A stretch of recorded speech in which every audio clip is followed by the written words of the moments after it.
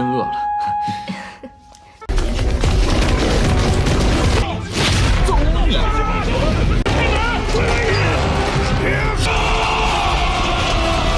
大人这是要干嘛？给魔族。 Halo semuanya, bagaimana nih kabar kalian?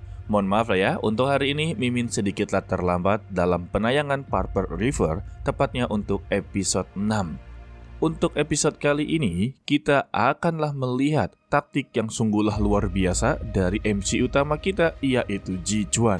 Nama taktik ini disebut sebagai pengalihan perhatian. Wadah, kalau begitu langsung saja kita masuk ke dalam ceritanya. Sementara itu, untuk Tuan Sterling, dia mengunjungi tempat kediaman kakaknya, yaitu Di Lin. Dirinya langsunglah disambut dengan begitu hangat dan dihidangkan beberapa makanan. Sembari makan, Di Lin langsunglah to the point. Dia tahu kedatangan dari Sterling bukan hanya untuklah bersilaturahmi, melainkan ada sesuatu yang inginlah dibicarakan. Sehingga mereka langsunglah berbicara serius. Sterling telah menduga kalau dialah yang telah menyebarkan kabar bahwa keluarga akanlah menyerang arah barat laut. Di Lin mengiyakannya. Dia sengaja melakukan ini agarlah mendapati momentum terlebih dahulu, sebab dia berpikir kalau Direktur Jenderal juga berpikir hal yang sama. Mereka akanlah menyerang ke arah barat laut. Mendengar ini, Sterling cukuplah terkejut dan Di Lin memberitahunya. Untuk saat ini mereka memiliki banyak sekali masalah. Namun ada dua masalah yang haruslah diselesaikan dengan begitu cepat, yaitu mengatasi masalah perebutan posisi keluarga Liu Feng berakhir dan klan iblis yang sepenuhnya telah mengambil seluruh wilayah timur jauh. Jika mereka biarkan begitu saja, maka situasinya akanlah menjadi lebih parah daripada sebelum-sebelumnya. Lalu datanglah burung pengantar surat yang memberikan kabar kalau Ji Chuan Xiu sama sekali tidaklah berkhianat, membuat kedua kakaknya ini bisalah menghela napas dengan begitu lega karena mereka sudah sangatlah yakin kalau pasukan Xiu tidak akanlah mengkhianati keluarga. Dan mereka menjadi begitu sangatlah terkejut juga karena untuk saat ini Ji Chuan dikenal sebagai Raja Guangming. Tetapi Sterling terlalu terburu-buru. Dia inginlah melaporkan semua ini kepada Direktur Jenderal kalau pasukan Xiu bukanlah pengkhianat. Tetapi Di Lin menghentikan niatnya.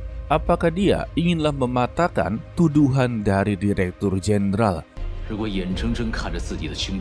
Untuk saat ini, mereka tidak mempunyai bukti apakah Ji Chuan benar-benar menjadi pahlawan keluarga mereka atau malah sebaliknya. Dan jika ini dilaporkan tanpa adanya bukti, maka ya sama saja ini seperti laporan palsu.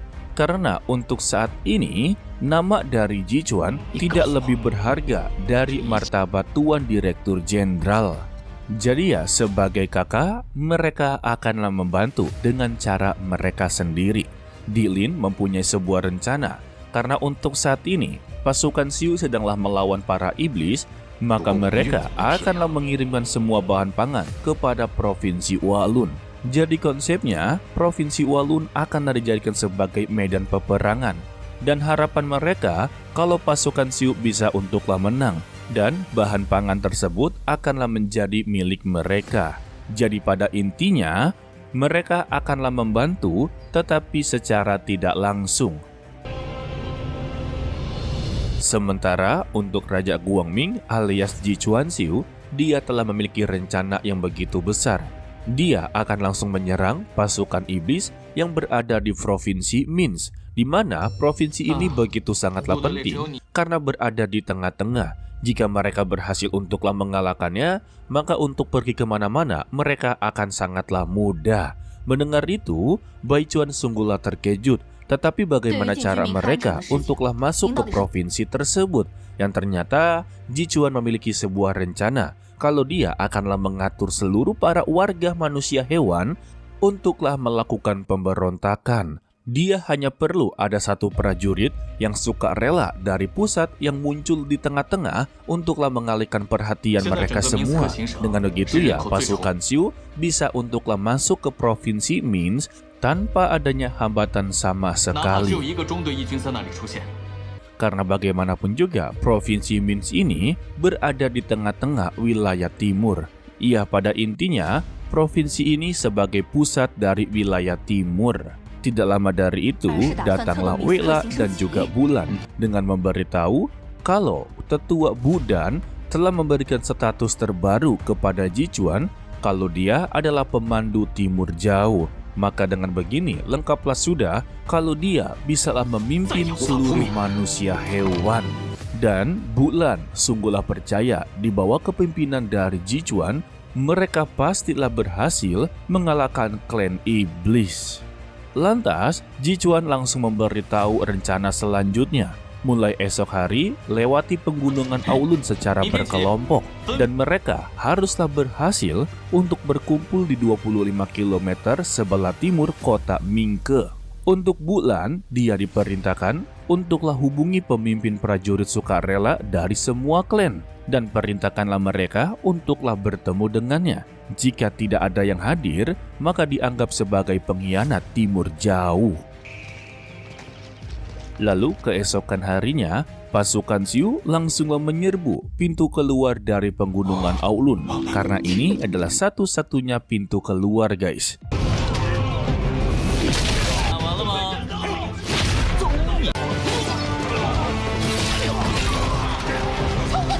Setelah mereka berhasil menyerbu dan membuka pintu, pasukan klan iblis yang tersisa berhasil untuklah melarikan diri. Dan Jichuan meminta kepada pasukannya untuklah jangan mengejarnya lagi. Mendengar ini ya, Bai Chuan sungguhlah kebingungan.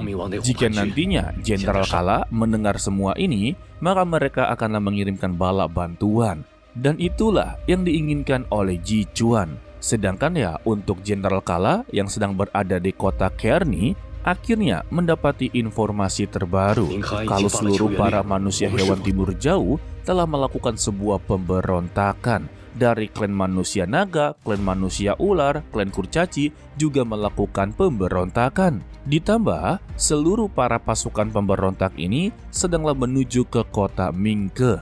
Mendengar ini, Jenderal Kala menebak kalau Raja Guangming inginlah melakukan pertempuran besar-besaran di kota Mingke.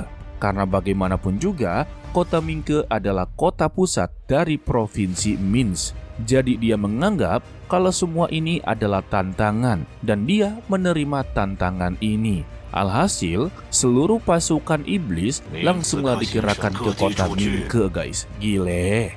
Jadi ya bisa dikatakan kalau rencana dari Jichuan benar-benar berhasil, guys. Sementara itu, untuk beberapa ketua manusia hewan yang memiliki nama sebagai Shouxi, Menlo, dan juga Lu Zuo. Dan Mimin kagak tahu dari antara mereka bertiga siapa yang namanya Lu Zuo. Tetapi untuk manusia hewan ular ini sungguhlah begitu kesal. Bisa-bisanya hanya dengan melakukan pertemuan ini saja dia masihlah menggunakan topeng No Xiang. Mendengar ini, Jichuan langsunglah melepaskan topengnya, membuat mereka bertiga sungguhlah terkejut bagaimana bisa seorang manusia menjadi Raja Guangming. Bulan langsunglah menegaskan kepada Menlo apakah dia tidak terima. Jika tidak terima, artinya dia telah melanggar perintah kuil suci. Alhasil ya, mereka menerima kalau Jichuan sebagai Raja Guangming. Dan mereka langsunglah bertanya apakah benar kalau Raja Guangming akanlah menyerang kota Mingke. Dan dia membenarkannya, membuat mereka sungguhlah begitu terkejut-kejut. Alasan mereka terkejut karena ya ini sebuah tindakan yang begitu besar dan mereka sangatlah ragu untuk bisa menaklukkan kota Mingke. Bahkan sekelas Wei-la saja yang begitu sangatlah barbar, dia sungguhlah begitu ragu dan kembali bertanya untuklah meyakinkan kepada Raja Guangming apakah benar-benar bisa menaklukkan kota Mingke. Lantas, Jichuan meminta kepada Wei-la tidak perlu untuklah takut.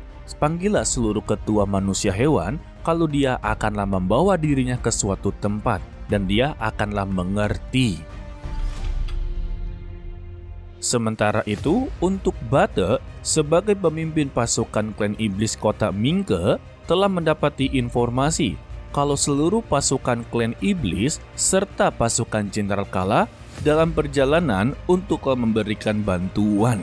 Bate sungguhlah begitu senang karena ya mereka menganggap kalau manusia hewan benar-benar begitu bodoh dan kota Mingke akan menjadi pertarungan terakhir dari seluruh manusia hewan. Sementara itu untuk Jichuan akhirnya mengungkapkan rencana dia yang sebenarnya. Dia memperlihatkan kalau kota Kearney tidak memiliki penjagaan yang begitu ketat. Dari sinilah mereka semua mengerti rencana dari Jichuan kalau dia tidaklah berniat untuklah menyerang kota Mingke. Alasannya sangatlah simpel. Kalau kota Mingke adalah pusat dari seluruh wilayah timur, sudah pasti akan dijaga oleh sejumlah besar prajurit klan iblis.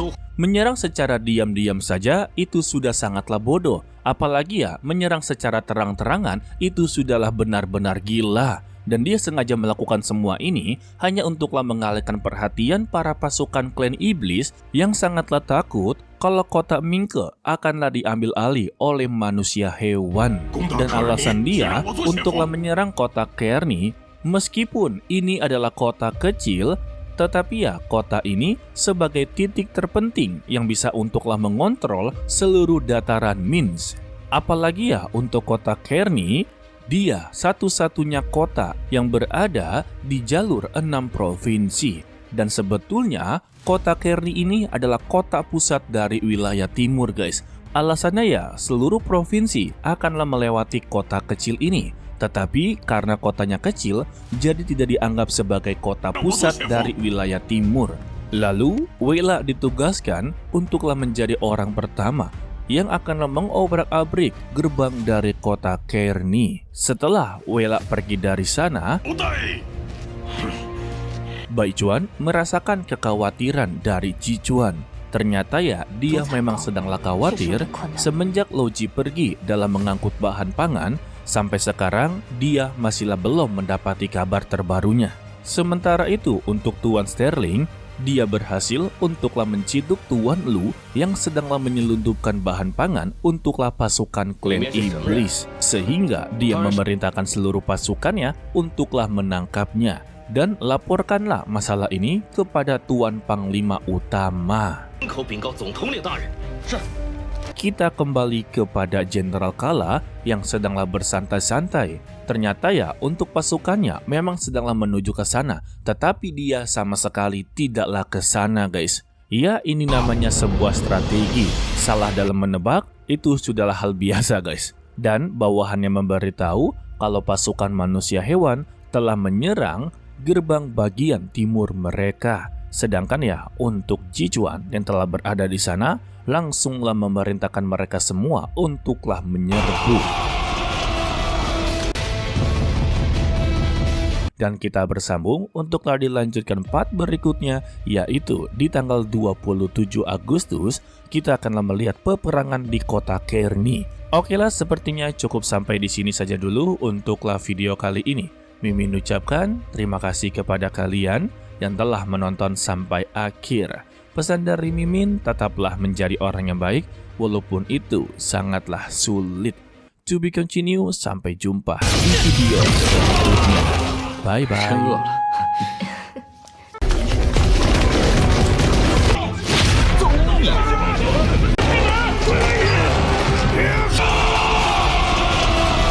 大人这是要干嘛？给魔族